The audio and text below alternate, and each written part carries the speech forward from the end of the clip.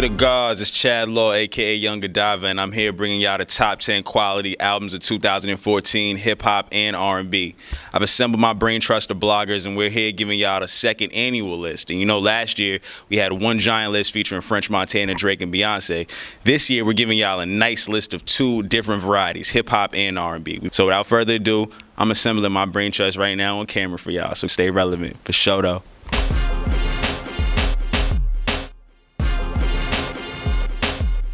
It's your boy Young Reek, voice of the young people. Yo, it's Mac Vic with Inner Circle Radio. It's your boy Mouse Jones at Mouse Got Jokes on Twitter.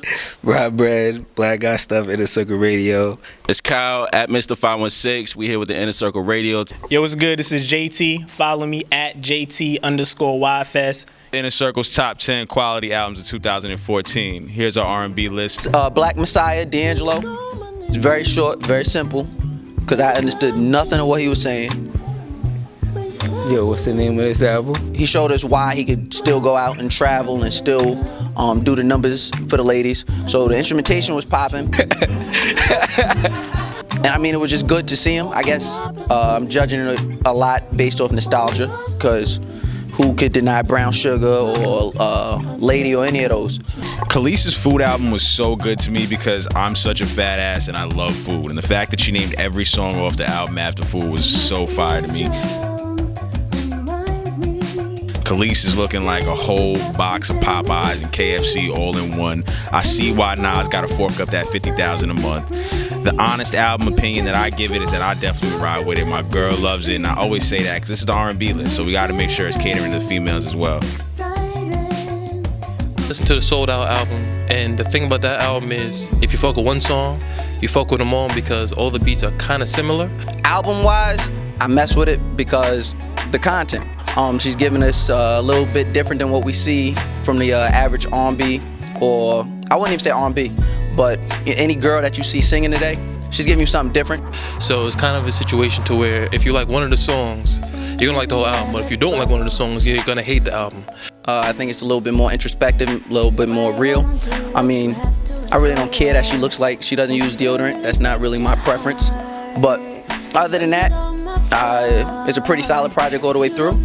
It's basically her by herself throughout the whole album. So if you like her, although she looks like she works at Jamaica Avenue, you're gonna fuck with the album. With Tiana, I think better than most albums on this list. It's a real R&B album. The thing about Tiana Taylor's 7th album that I like is it's very diverse in her approach to the album.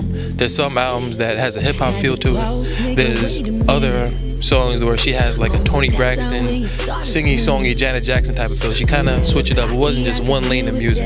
The only thing about the album that I didn't like is the songs are so good. I just wish that it wasn't her that was singing this because of voices and all that.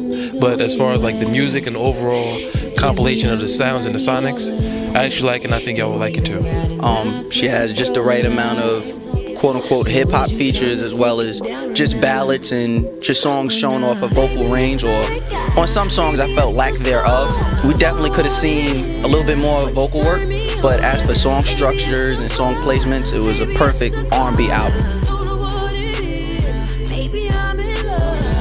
Party Next Door 2 was such a fire album. Drake knew what he was doing by signing this OVO cat, man. He had about like 15 tracks on the tape. It was actually a really, really diverse project. The production tip really had me going. Like I can't knock that even when I'm with my shorty. Like I could play it for her. She loves that. Having one Drake feature was really dope. Recognize is definitely one of the singles that had people just instantly tuned in. Party Next Door, like what he's doing in the studio right now, a lot of different artists are doing that. I mean, it's a good hit, it's a good sound, but at the end of the day, you don't know, you know what I mean? There's a lot of engineering involved in Party Next Door's music, but it's still good music. That's what everybody's doing right now, I guess.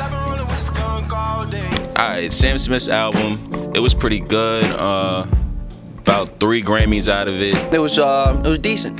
There wasn't anything lyrically or aesthetically like overwhelming. I really don't care much about his personal life because the music was good. I don't know what everybody else feels, but that's my opinion. You got the Latch remix on there with the acoustic version, as well as Stay With Me. So, you know, you got songs that's gonna be around for a while. As far as Chris Brown goes, Definitely not agreeing with the lifestyle choices, but as far as the album goes, it is quality. Yeah, Chris Brown definitely deserves a top 5. You know, he's very versatile on this album. Had a lot of different genres, a lot of different, you know, music for the pop side, music for the real dudes, music for the ladies, you know what I mean? So he's making great music for any dude out there that's losing his girl. Any dude out there who wants to flaunt the money and act like they're not losing their girl, but that's just my opinion. Chris Brown, I'll give you 1 thumb. We got Maybach O with the Sex Playlist album. It was pretty much the album we was waiting for. Surprised me a lot with this album. I ain't gonna lie, I didn't think it was gonna be this good, but you know.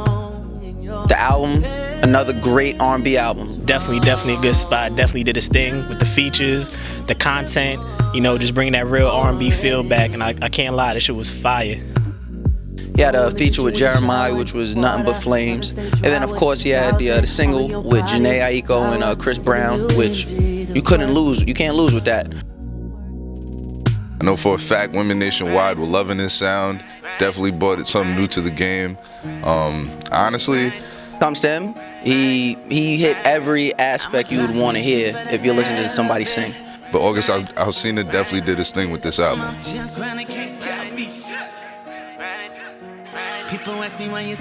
As far as the ladies, I mean, he's making them feel, he's selling them a dream and they're buying it. As for overall person, I think he's easy to buy into. He's young, he's clearly not above anything petty, which I support. So yeah, August Alsina, Testimony.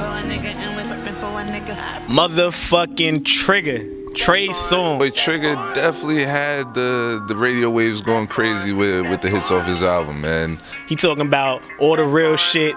He wasn't doing that lovey-dovey shit all the time on the album, you know what I mean? So I definitely fucked with this album, you know. He had a lot of joints on there. He had Mrs. Still Your Girl, Cakes, Smartphones. I'm missing stuff.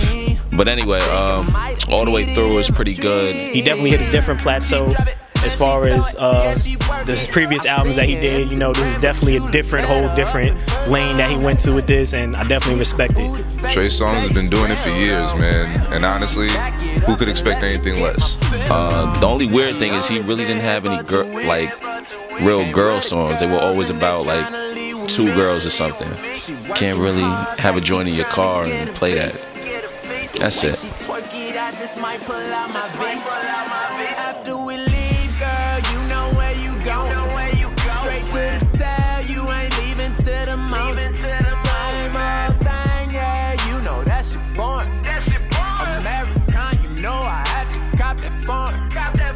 American, you know I had to cop that. She got a Lamborghini when we in a Lamborghini. American, you know I had to cop that. She from another country, I brought her to the city with me. I know it's never boring.